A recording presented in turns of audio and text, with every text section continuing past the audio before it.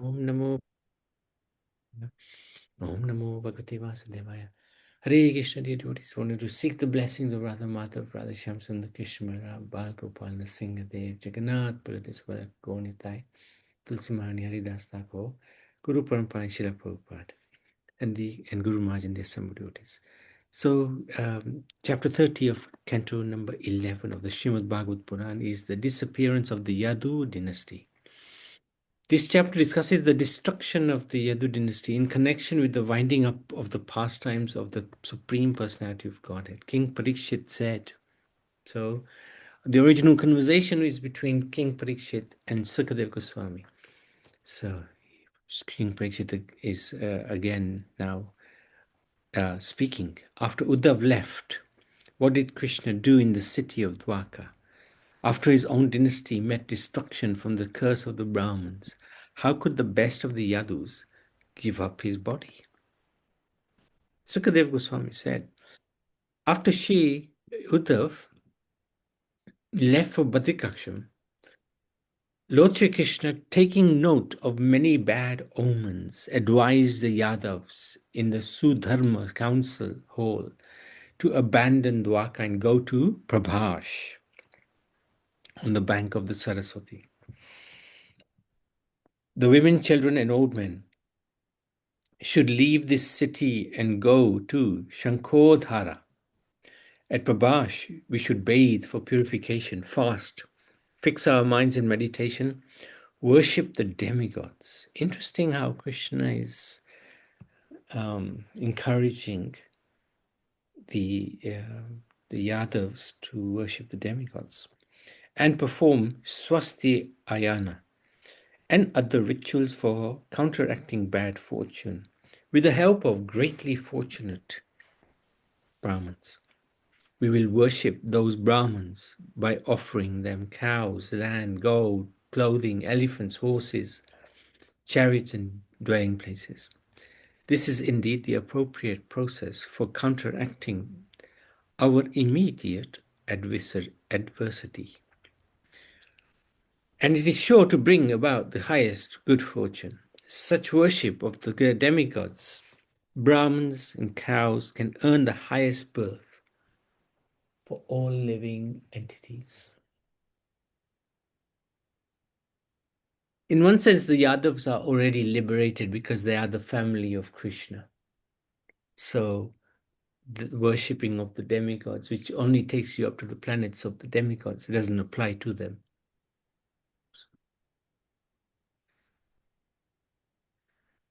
They follow his advice and went to Prabhash. There, with great devotion, the Yadavs performed the religious ceremonies according to the instructions of Krishna. They also performed various other auspicious rituals. Then their intelligence, covered by providence, they became absorbed in festivity. And by the illusionary power of the Lord Krishna, they became intoxicated from drinking the sweet Maireya beverage, which can completely intoxicate the mind. Thus, losing their intelligence, they quarreled amongst themselves, and seizing their bows and arrows, swords, bhalas, clubs, lances, and spears, began fighting one another until not a man was left alive. Nobody else could destroy this clan, this Yadav clan, only they themselves. Thus bewildered, sons fought with fathers, brothers with brothers, nephews with paternal and maternal uncles, and grandsons with grandfathers. Friends fought with friends, well-wishers with well-wishers. In this way, intimate friends and relatives all killed one another, thus completely bewildered by Lord Mukunda himself. So this is Maya from the Lord. This is not the Maya that we're in. This is the Lord putting these personalities in Maya. And that's a type of spiritual Maya. It's the same Maya that Krishna, that Yashoda was thinking, this is my son, Krishna, and I will punish him. It's a transcendental Maya. In their confused state, the Yadavs also mistook Lord Balaram for an enemy. Weapon in hand, they ran towards him with the intention of killing him. Krishna and Balaram then became very angry. Picking up cane stalks, they moved about within the battle and began to kill with these clubs.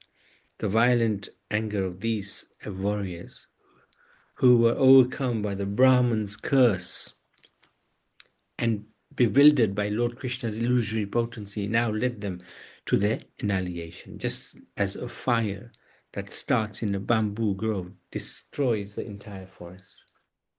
So the curse of the Brahmins was because the Samba went with a something underneath his kurta and said to the Brahmins there, I am pregnant. He was disguised as a woman. I'm pregnant. What should be my duty? And the Brahmins, they realized that this is Samba fooling around, and they cursed him that this, what you will give birth to, it will destroy your Yadav clan.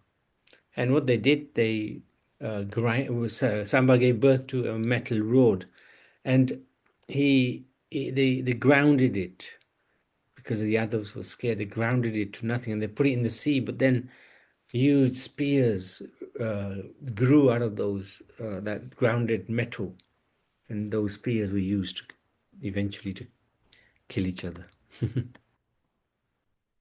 So the Brahman's curse was whatever will come out of your womb will destroy your clan.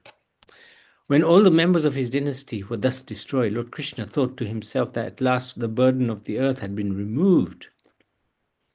Lord Balaram then sat down on the shore of the ocean and fixed himself in meditation upon the Supreme Personality of Godhead. Merging himself within himself, he gave up this mortal world. Lord Krishna, the son of Devaki, having seen the departure of Lord Ram, sat silently. That's Balaram, not Ramachandra.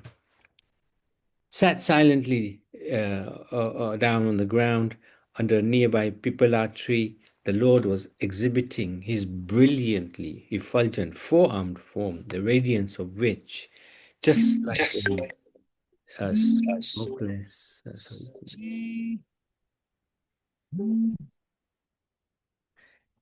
just like a smokeless fire, dissipates the darkness in all directions. His complexion was the color of a dark blue cloud. His effulgence the color of molten gold. His all-auspicious form bore the mark of Shivatsa. A beautiful smile graced his lotus face. Locks of dark blue hair adorned his head. His lotus eyes were very attractive. His shark-shaped earrings glittered. He wore a pair of silken garments, an ornamental belt, the sacred thread, bracelets and armlets, along with a helmet, the Kastuba jewel, necklaces, anklets, and other royal emblems. Encircling his body were flower garlands, and his personal weapons in their embodied forms. As he sat, he held his left foot with its lotus red sole upon his right thigh. So he was relaxed. He was sitting with his left foot up upon his right thigh. So just then, a hunter named Jara, who had approached the place, mistook the Lord's foot for a deer's face. Thinking he had found his prey, Jara pierced the foot with his arrow, which he had fashioned from the remaining iron fragments of Samba's club. Then, seeing that four-armed lord, the hunter became terrified. He fell down, placing his head upon the feet of the enemy of the demons, begging for forgiveness and asking to be punished for committing such an offense. Jara stated, neither Brahma nor his sons, headed by Rudra, nor any of the great sages who are masters of the Vedic mantra can understand the function of your mystic power. Because your illusory potency has covered their sight, they remain ignorant of how your mystic how it works.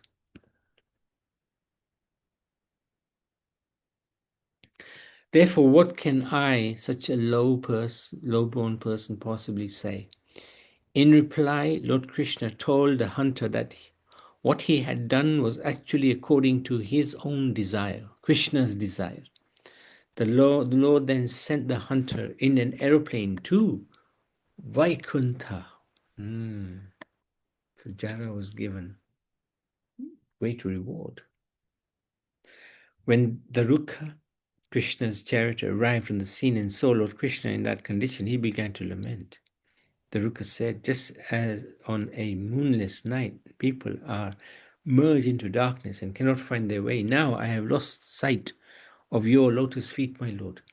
I have lost my vision and am wandering blindly in darkness.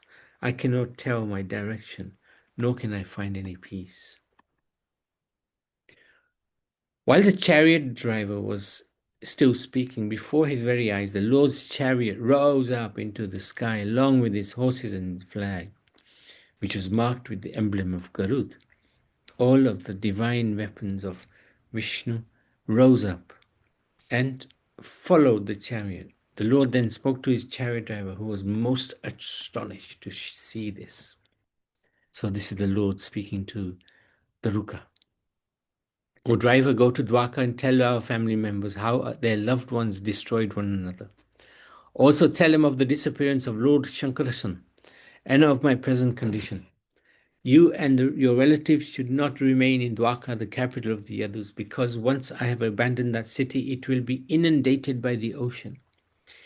You should all take your own families, together with my parents, and under Arjun's protection, go to Indraprasth.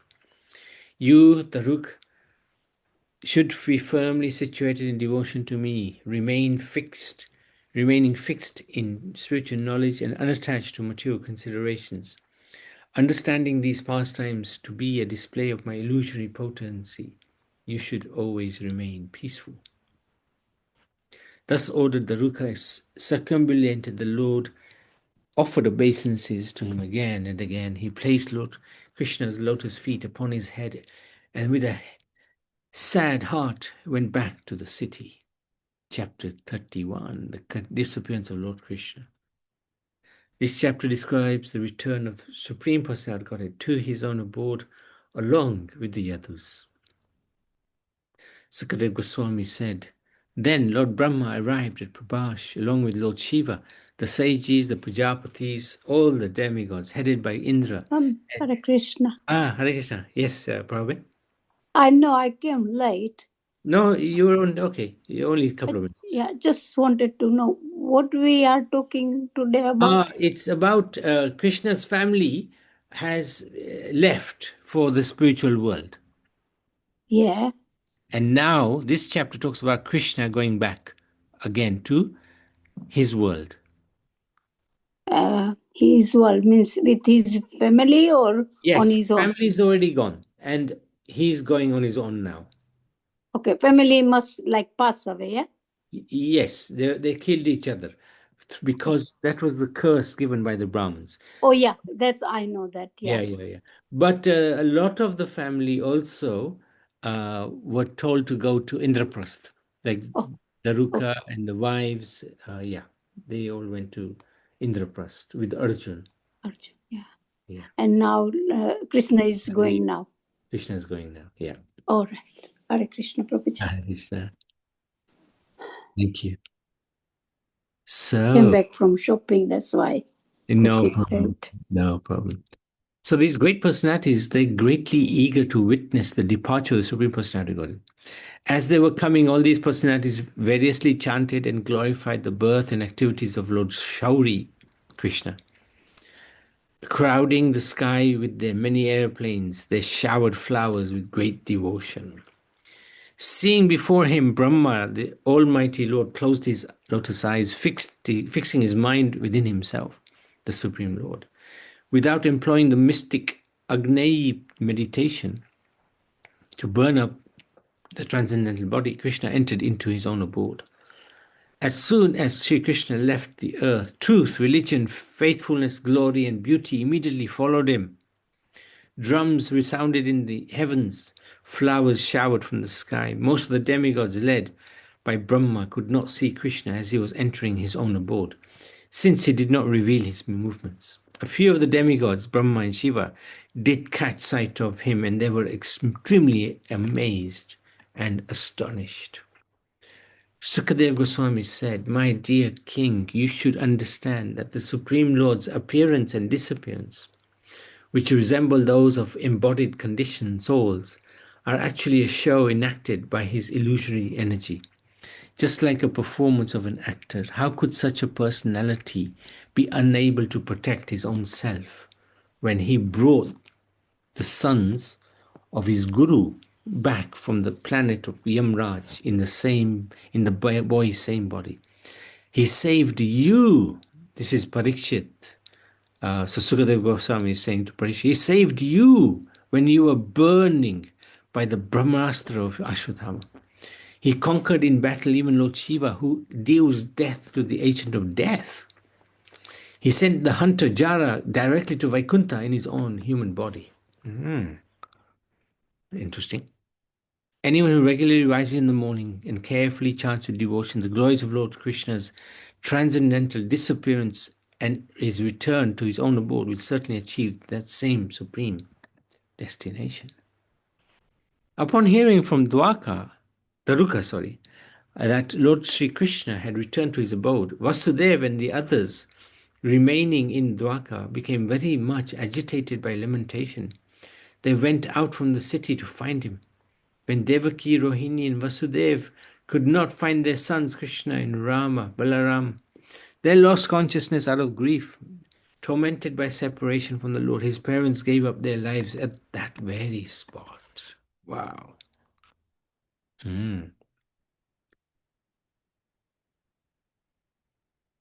My dear Parikshit, the wives of the Yadus then climbed upon the funeral pyres, embracing their dead husbands. Though overcome by feelings of separation from Krishna, Arjun was nevertheless able to pacify himself by remembering all the various instructions given to him by the Lord. Arjun then carried out the rituals of offering pind and so on for his dead relatives. At that time, the ocean swallowed up all of Dwakapuris except for the Lord's own residence. Arjun took the remaining members of the Yadu dynasty to Indraprastha, where he installed Braja upon the throne. Hearing of these events, the Pandavas, led by Yudhishthira, placed you, Parikshit, upon their throne and left for their great journey. Lord Madhusudan, the Supreme Personality of Godhead, is eternally present in Dwaka. It is the most auspicious of all auspicious places, and merely remembering it destroys all contamination. A person who with faith engages in chanting the glories of these various pastimes and incarnations of Vishnu, the Lord of Lords, will gain liberation from all sins. The auspicious and exploits of the all-attractive incarnation of Lord Shri Krishna, the Supreme Personality of Godhead, and also the pastimes he performed as a child are described in the Srimad Bhagavatam and in other scriptures. Anyone who clearly chants these descriptions of his pastimes will attain transcendental loving service unto Shri Krishna, who is the goal of all perfected sages. So these are some excellencies of Krishna. His appearance in the Yadu family, he is the bestower of 5 kinds of liberation. Lakshmi ji always engaged in serving him, or Vishnu. His name is very powerful. Simply by surrendering to him, all religious rights are discharged. So this is the end, actually, of the 11th canto. And we want to show our appreciation to Radha and Krishna, Chaitanya Mahaprabhu, Srila Vyasadeva. We also want to show appreciation to Sukadeva Goswami and Parikshit Maharaj, who asked those questions. And of course to Lord Chaitanya and Lord Nityananda, followed by the 6 Goswamis, who very kindly written so many wonderful books, by and Bhaktisiddhanta Saraswati Thakur, the Guru of Srila Prabhupada, and our own spiritual master, His Holiness Krishnadas Swami Maharaj. Srimad Bhagavad Puran ki jai, 11th canto ki jai. So from Monday, we will start the 12th canto. Hare Krishna. Any questions? Any comments? Okay, we can stop there. Srimad Bhagavad Puran ki jai.